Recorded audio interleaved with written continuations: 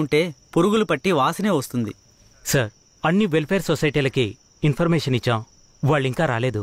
Sir, అనాథ శవాల్ని దహనం చేయడానికి ఎన్ని ఫార్మాలిటీస్ ఉన్నాయో మీకే తెలుసు కదా.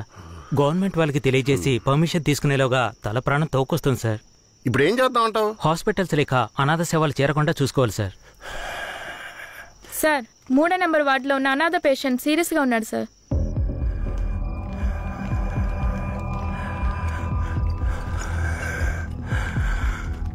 నర్స్, తొందరగా ఐసీయూకి తీసుకురండి. Okay sir.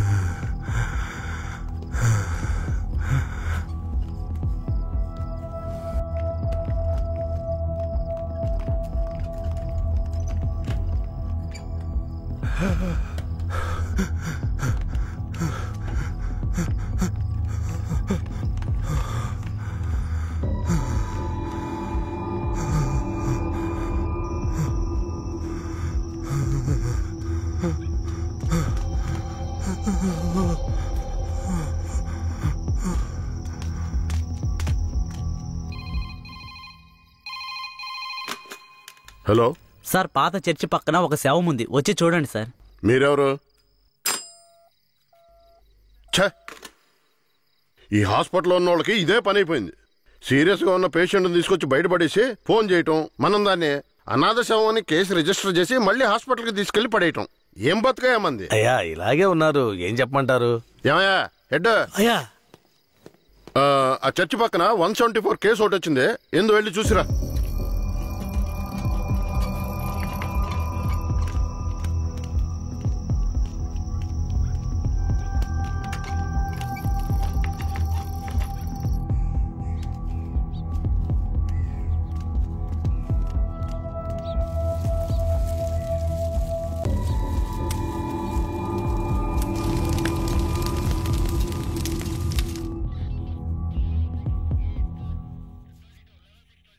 ఏమయ్యా హెడ్, ఎప్పుడు వచ్చే 174 అనాథ కేసేనా?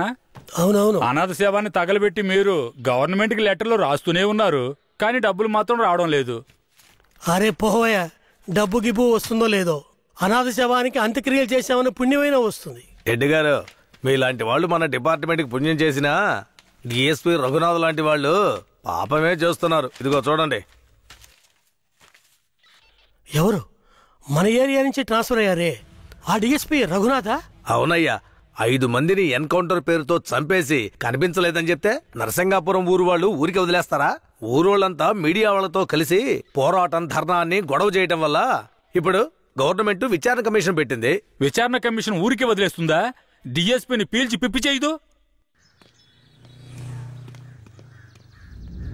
యూటీవీ ప్రేక్షకులకు నమస్కారం. ఇప్పుడు మనం ఉన్నది నేర పరిశోధన కార్యాలయం. గత నెల రాష్ట్రంలో సంచలనం సృష్టించిన నరసింగాపురం గ్రామంలో జరిగిన కలవరంలో 2 అమాయకులైన వ్యక్తులు కాల్చి చంపబడ్డారు. మరికొందరు ఆసుపత్రిలో ఉన్నారు. ఒక అమ్మాయితో సహా 7గురు జాడ తెలియలేదు. దాని గురించి పోలీసులను అడిగితే అలా మేమెవరిని తీసుకుపోలేదంటున్నారు.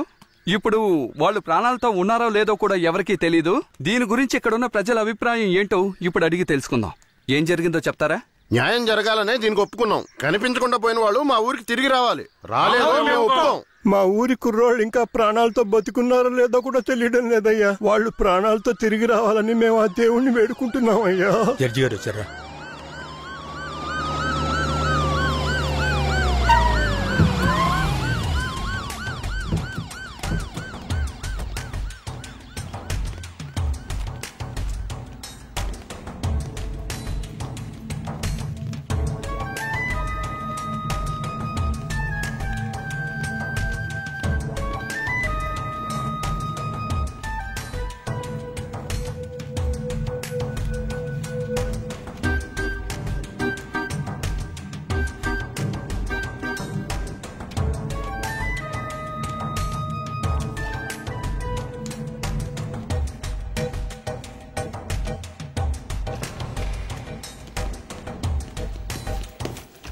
సార్, రఘునాథ్ మీరేనా? Yes sir. మీరు సర్వీస్లో వచ్చారు ఎన్నేళ్ళైంది? Sir, I join service in. Telugu రాదా? మీరు చేసిన నిర్వాకాన్ని మెచ్చుకుని పత్రికలో ఫోటోలు వచ్చే చూడండి. కనిపించకుండా పోయిన 7గురు ఎక్కడా? నాకు తెలియదు సార్. మీరే తీసుకెళ్లారని తెలిసింది. నేను తీసుకువెళ్ళలేదు సార్. సరే, మీరు వెళ్ళండి, అవసరమైతే కబురు చేస్తాను. Yes sir.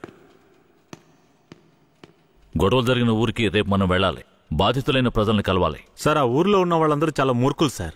వాళ్ళందరూ చాలా కోపంగా ఉన్నారు. ఇప్పుడొద్దు సార్. ఇప్పుడొద్దేంటి? ఖచ్చితంగా వెళ్ళాలి సార్. నర్సింగపురం ఆంధ్రాకి తమిళనాడుకి బార్డర్లో ఉంది సార్. ఈ ఊర్లో జనాభా మొత్తం 592 మంది సార్. ఈ గ్రామాన్ని బ్లాక్ మార్క్ గ్రామంగా ప్రభుత్వం ముద్ర వేసింది సార్. యాక్చువల్గా ఈ ఊరు ఎలా ఉంటుందంటే కర్రతుమ్మ చెట్ల మధ్య ఊరును దాచినట్టు ఉంటుంది సార్.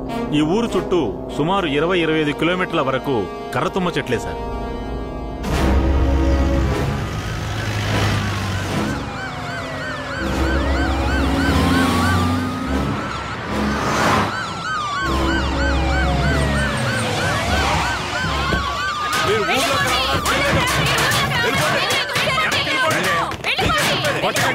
కొట్టకండి, దయచేసి వినండి, ప్రశాంతంగా ఉండండి. మీకోసమే మన జడ్జి గారు వచ్చారు. దారి వదలండి, లోపలికి వెళ్ళాలి. అయ్యా, ఈ దుర్మార్గులైన పోలీసుల్ని ఊళ్ళోకి రానివ్వకండి అయ్యా.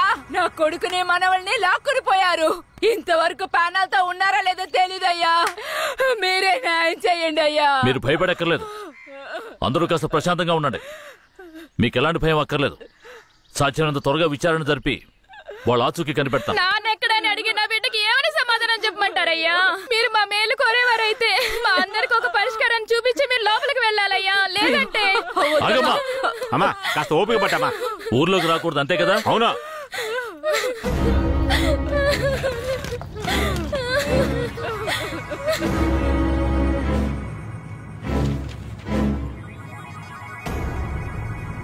పోలీసులంటే అందరికీ భయం ఉంటుంది, కానీ ఇంతగానా?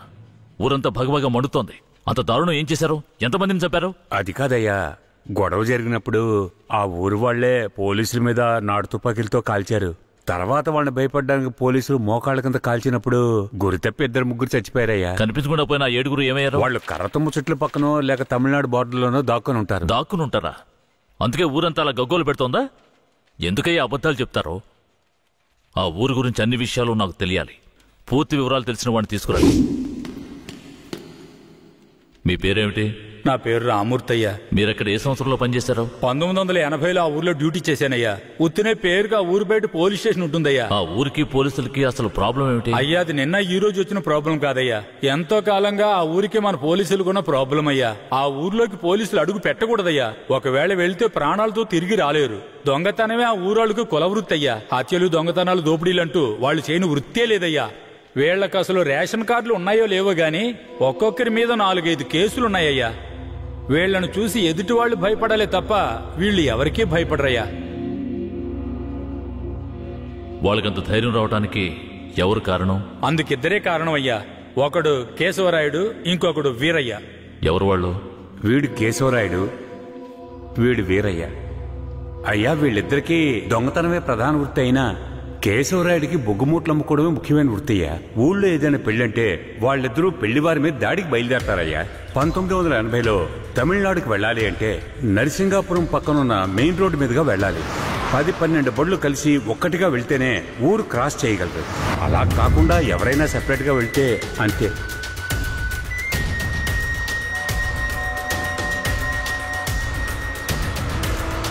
ఆగండి, ఆపండి, ఆపండి.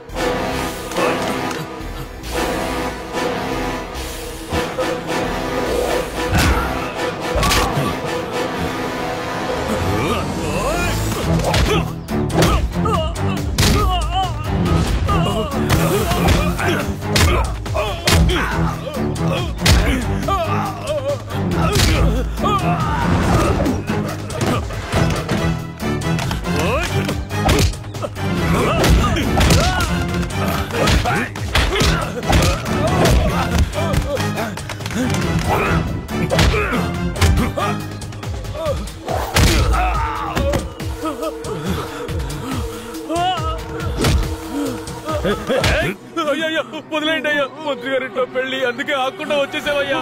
అయ్యో వదిలేయండి అయ్యా, అయ్యా వద్దయ్యా, అయ్యా. రేయ్, మేము ఆకలి కోసం దొంగిలిస్తున్నాం, నీ మంత్రిలాగా ఆడంబరంగా బతకడానికి కాదు. ఊరు సొమ్ము దోచుకునే వాడి కోసం అడ్డమైన పనులు చేసి అల్పాయుష్లో పోకు. నిన్ను నమ్మి నీ కుటుంబం ఉంది. మా ఊర్లను పెళ్ళేరా.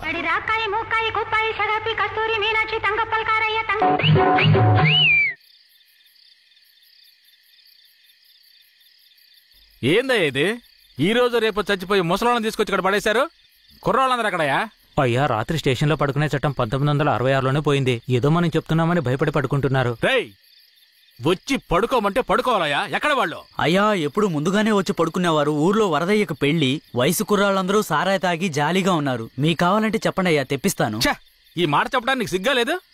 పోలీసు డ్రెస్ వేసుకుని మీరు భయపడి చేస్తున్నారేమిటి వాళ్ళని చూసి? అయ్యా, ఈ స్టేషన్ కు మీరే ట్రాన్స్ఫర్ మీద వచ్చారు, అది పనిష్మెంట్ లో.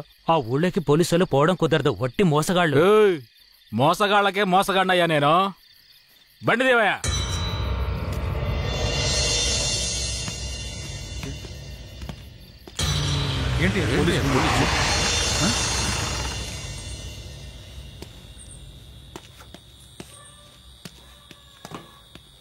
రేయ్, వరదయ్య ఇదేనా? ఎక్కడ రాడు? అయ్యా, వరదయ్యకి మొదటి రాత్రి అయ్యా, దయచేసి వదిలేయండి అయ్యా. రేయ్, మీకు అసలు రాత్రే లేదు, అందులో మొదటి రాత్రి ఒకట.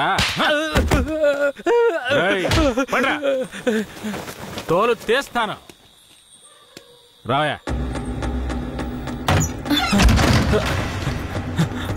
ఎవరండి?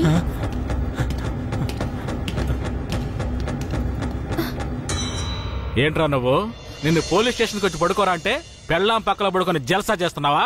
ఏయ్, కేశవరాయుడికి తెలిసిందో నీ పని అంతే. ఎవడాడు? కేశవరాయుడా? వాడేమైనా పెద్ద పుడింగారా? ఏమన్నావురా? అయిపోతావురా? నా మీద చేస్తావరా? కాల్చి పారదొప్పుతాను. పదరా, వీడి జీపెక్కించావు. పోరా. జీపెక్కు.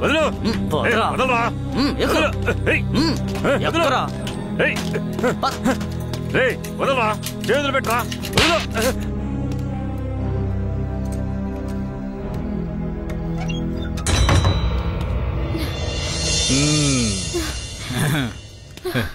వద్దు. ఏంటి వద్దు?